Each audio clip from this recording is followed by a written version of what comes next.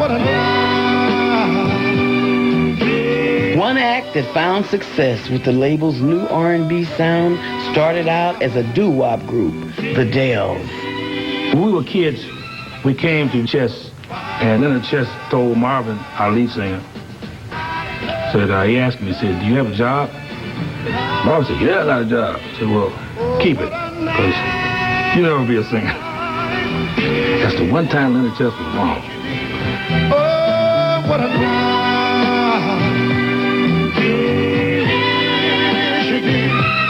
That's why I love you so. Sitting in the bar, waiting for. Soul had many different sounds at Chess. The love ballads of Billy Stewart and the sweet voice of Fontella Bass. Come on, baby, and rescue me. Come on, baby, and rescue me. A lot of people thought Rescue Me for years was a Motown sound because it was so up. But it was really a Chicago sound. And we used to argue about the Motown and the Chicago and the Motowns and the Chicago, you know. So we both stole from one another, so. I need you, and you're not through. Rescue Me was so big that it topped the pop charts and the R&B charts. But crossover success never sidetracked Leonard Chess from his main focus, the black audience. The Black Giant. WVON, Giant Sound of Soul. In the 60s, Black Chicago tuned to a low-powered radio station Leonard Chess brought in 1963.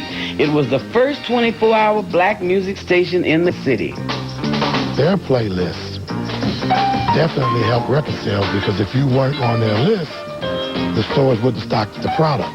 You had to be on WVON. Here's a lovely girl, honey. Her name is Bob Racklin. She says love makes the woman.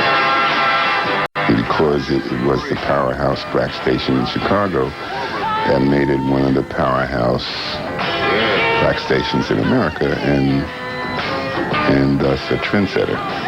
If you could break a record or get a record happening in Chicago, it served as a precedent for getting it happening in New York or L.A. or Detroit. That's a gas, and it's Herbert Rogers King here. I don't think there's a radio station in the world that was hotter than this one when it was hot. And the amazing thing about it is we were 1,000 watts in the day and 250 at night. The big radio stations like WGN, WBBM, they were 50,000 watts. Even with that, we were number one. It was phenomenal. Everything was just phenomenal. But of course, everything Leonard Chess touched took off for him. Leonard bought VON to boost record sales and to make money from commercials, but it grew into something more significant. The VON stood for Voice of the Negro.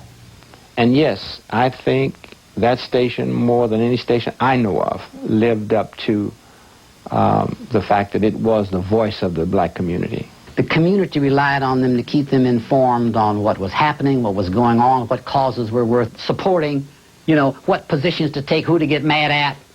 You know what I mean? In addition to selling grease for your hair and all the rest of that stuff, they did these other kinds of things too. But they were community people. They were more than disc jockeys. People get ready, have a train a-coming. Black Chicago tuned to VON to hear news about the struggle for civil rights, the fight to end segregation, and for basic freedoms, the right to vote, the right to an education, and open housing. And the music began to reflect the call for black power. In Chicago, Curtis Mayfeild was writing soul music with a message. We're a winner, and never let anybody say, well, you can't make it. It doesn't always have to be a love song. It can be a song of controversy, a song of inspiration. Say it even when you know those in opposition may not like what you're saying, but be true to yourself. The soul era marked a new age of self-determination for African Americans. You had a choice of colors. Curtis Mayfeild was one of the first black performers to take control of his own music. He set up a publishing company to ensure ownership of his songs. Usually no artists own themselves or own their own songs, and I sought to change that, at least for myself. When Curtis talks about owning as much of yourself as possible, we came through a period when guys like John Lee Hooker and Muddy Waters and Jimmy Reed, these men, for all intent and purposes, were illiterate. Had no education. They never had their own publishing companies. Some of them never even had the copyright on the songs that they made up. And so basically they became musical sharecroppers or musical slaves. Record companies always kept the publishing rights to songs. That meant labels like Chess owned the music created by their artists. The perception was that the artist would make his money mostly from appearances, gigging, rather than from record or publishing. But your publishing is where all your money's at. You don't make no money out here in the streets. Chess was also accused of shortchanging performers on royalty payments. If I got $10, you know, they got 10,000. If I got 10,000, they got 10 million. And that's the way it worked.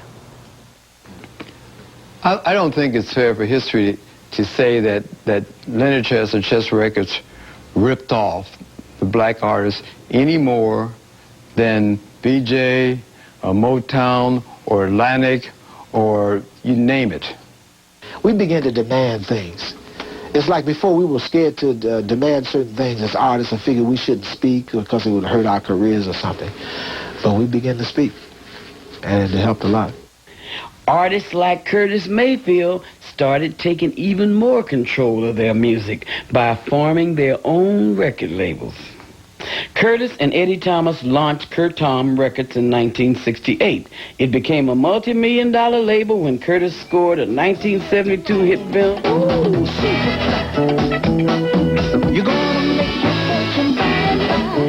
The soul era saw a dramatic rise in the popularity of black artists, but it also was the beginning of the end for many independent R&B labels, because major record companies saw that black music could mean big profits.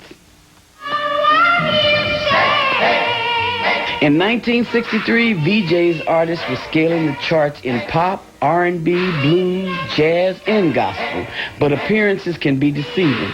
The label's habit of big spending led to cash flow problems. When bills and royalty payments came due, VJ couldn't pay.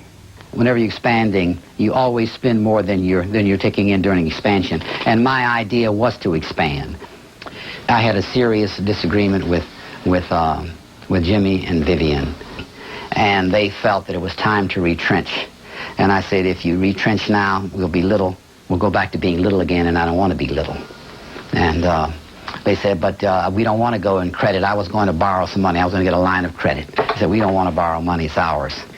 To make matters worse, rumors began to go around that Abner was gambling with VJ's money.